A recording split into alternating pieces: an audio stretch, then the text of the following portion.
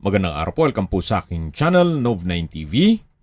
Patalasasan po, meron po ba kayong mga properties na napapabayaan or non-performing assets? Plan nyo yung ibenta, pero wala kayong oras pagbenta nito. Kung ito'y pagkakatiwala nyo po sa amin, tawag lang po kayo sa aking numero, usap po tayo, gawan ko po ng video for free. Yes, libre po. Wala po kayong babayaran. Tutulungan pa namin kayong mabenta ang inyong property. Kami na po bala sa marketing, sa boosting, pati po sa paid advertisements, even sa tripping. Hindi na po kayo mapapagod sa pag-entertain ng mga buyers. Kami na po bala sa lahat. Tawag lang po kayo. Nandito po tayo ngayon sa isang exclusive subdivision dito sa Tagaytay. Ito pong bagong video presentation natin ay isang brand new 2-story house. May lot area po ito na 180 square meters at may floor area na 170 square meters. Fully fenced at may gate na rin po ito. With 6 bedrooms kasama na ang maid's room, may covered carport at may balkonahe. Ito pong pangalawang gate ay pwede pong magpark pa dyan sa loob ng 3 sasakyan. Tungkol naman po sa dokumento nito, ito'y titulado, buhay po ang may-ari, kaya wala po kayong maging problema sa documentation o sa transfer ng title. Ito pong subdivision ay kompleto din po ang amenities gaya ng clubhouse, park and playground, swimming pool at meron pong 24-hour security. Napakatahimik po ng lugar, sariwa ang hangin at malamig po ang klima. Ito po ay nasa matas na lugar. Ang estimated elevation above sea level ay 2,430 feet. Tunghayan niyo po itong pasad at corner side nitong bahay. May corner glass windows, then powder-coated PVC frames. Ito po ay ready for occupancy. Kaya once na ma-acquire itong property, lilipatan nyo na kagad. Ito po yung covered na garahe. Nakakasya 2 sasakyan aside from dun sa open na area.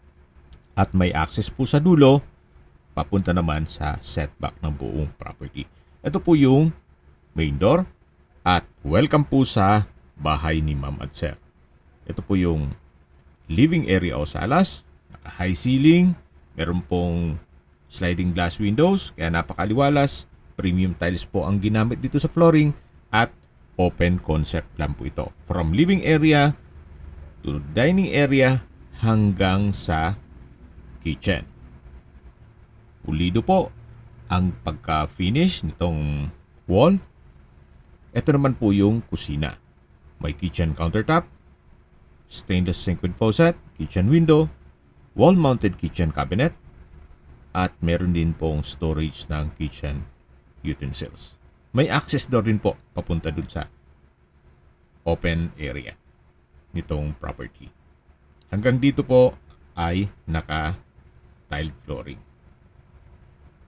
Dito po sa kabila ay may kitchen countertop din po. At ito po yung tinutukoy ko na access door na papunta naman dito sa open area. Na kung saan, kung marami po kayong sakyan, kasyang-kasya po dito ang 3 SUV. Yan po yung concrete fence. At babalik po ulit tayo dito sa loob. Ito po yung formal kitchen. Meron pong wall-mounted wooden shelf. At dito naman po yung access door na papunta sa open lanay. Yan naman po yung diretso papunta sa covered na garahe. At dito naman po ulit yung dining area. At matatanaw naman natin yung main door. At dito naman po yung hagdan. Ito po yung powder room. May hand wash basin, then water closet, at naka-tile bathroom wall. Ito naman po yung maid's room na may sariling toilet and bath. naka-tile flooring. Meron din pong sliding glass window. At ito po yung tinutukoy ko na banyo. Water closet. Tile bathroom wall. Kompleto din po.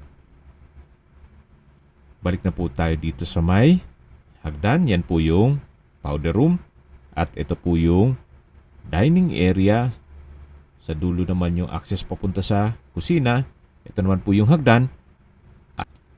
At ito naman po yung unang kwarto. Kung meron man po kayong PWD or senior citizen sa pamilya, itong kwarto na to ang para sa kanila. Malaki po ang espasyo, naka-tile flooring, meron pong corner glass windows, at yan po ang first bedroom. Na paglabas nyo po ay yung main door.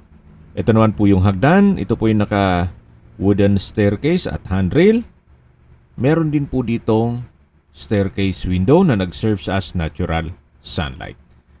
Samahan niyo po ako, akyat po tayo. At nandito na po tayo sa second floor. Ito po yung hallway papunta sa mga kwarto. At dito naman po yung unang kwarto o master bedroom. May corner glass window. Malaki ang espasyo. May sariling toilet and bath. Wooden design ng tile flooring. At meron din po itong access papunta sa balkonahe. Pero bago natin i-check po yung balkonahe, eto na po munang toilet and bath. Meron po itong hand wash basin, bathroom window, water closet,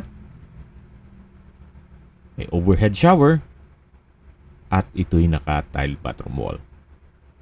Yan po yung toilet and bath dito sa master bedroom na napakalaki po ng espasyo. Yan po yung corner glass window at dito naman po yung access door papunta dito sa balkonahe na kung saan malaki din po ang espasyo nito. May railing na rin po siya at naka-tile flooring. Yan po, tunghayin niyo po itong kapaligiran. Napakatahimik po, napakaaliwalas. Isingit ko lang po, yung reason for selling ay property liquidation. May pagbabago sa kanilang plano o change of plans. Kaya bebenta na lang nila ito. Yan po, tunghayin niyo po ulit itong kapaligiran. Yan po yung inyong mga magiging kapitbahay. May ilang-ilang mga nakatayo na rin dun sa kabilang street. Pero dito po sa area na to ay 3 o 4 na bahay pa lang. At dun po sa kabilang side nitong concrete fence ay for sale din daw po, sabi ni owner. Pero ibang may-ari. Kaya kung sakaling gusto nyo mas malaking lote, for sale po yung kabilang property. O lote lang po yun. Ito po ulit yung hallway. At ito naman yung third bedroom. May 2 sliding glass window, tile flooring, may mga outlet na rin, at maayos po ang pagka-finish ng wall. Dito naman po yung fourth bedroom. Sa spasyo, malaki din po siya. Halos same design. May 2 sliding glass window. Then, naka-tile flooring. At meron na ring mga outlet. Quality po ang pagka-finish ng wall. Wala po kayong ipapagawa na dito. Ito po'y brand new. At dito naman po yung panglingwang kwarto o fifth bedroom. At kung isama sa bilang yung maid's room na pang-6 na kwarto. Ito po yung last bedroom. Maayos din po siya at meron pong glass window. Then may space para sa wardrobe. Ito po yung common toilet and bath. May hand wash basin, water closet, may shower, bathroom window at naka-tile bathroom wall. Yan naman po yung staircase window na nag-serves as natural sunlight. Habang pababa po tayo, pag-usapan na natin ang distance, location at travel time. Mula po sa Mahogany Market, ang distance is 2.7 kilometers at ang travel time is 6 minutes. Mula naman po sa Tagaytay Rotonda o Fora Mall, ang distance is 5.6 kilometers at ang travel time is 10 minutes. Kompleto na po doon gaya ng public market, groceries, convenience store, remittance center, banks, schools, church at hospital. Yan po yung lagi kong binabanggit sa inyo na dapat nyo i-consider sa paghanap ng property ay yung meron pong malapit na hospital. Hindi ko naman po sinasabing sakitin kayo. Yan naman po yung for emergency purpose lang naman. At ito po pala yung service area. At dito naman po yung open space. Itong property na pwede pong garahe ng 3 sasakyan. At balik po tayo sa distance, location at travel time. Mula naman po sa Calax, Aguinaldo Highway, ang distance is 20.4 kilometers at ang travel time is 25 minutes. Mula naman po sa Manila o sa airport, ang distance is 60.2 kilometers at ang travel time is 1 hour and 20 minutes. Okay, sa presyo na po tayo. Binebenta po ito ni owner sa halagang 15.9 million pesos net. Ibig pong sabihin, si buyer na po ang sasagot sa lahat ng taxes at expenses with regard to documentation. Kung magkano lang po yung nagastos niya, maibalik lang daw, then okay na sa kanya. So 15.9 million, meron po kayong brand new 2-story house na nasa loob ng isang exclusive community na kompleto ang amenities at meron pong 24 hours security. Nasa matas na lugar, kaya flood-free area. Once na ma-acquire niyo po ito, pwede niyo na pong lipatan kaagad. Hindi niyo na po kailangan mag-antay ng mga ilang weeks para ma-turn over sa inyo. Once na ma-settle niyo payment, pwede na pong mag-move in. Kung may mga katanungan po kayo o gusto magpaset ng tripping, tawag lang po kayo sa aking numero. Sa mga kababayan naman natin nasa ibang bansa, meron po akong WhatsApp, Viber, Telegram, at Signal.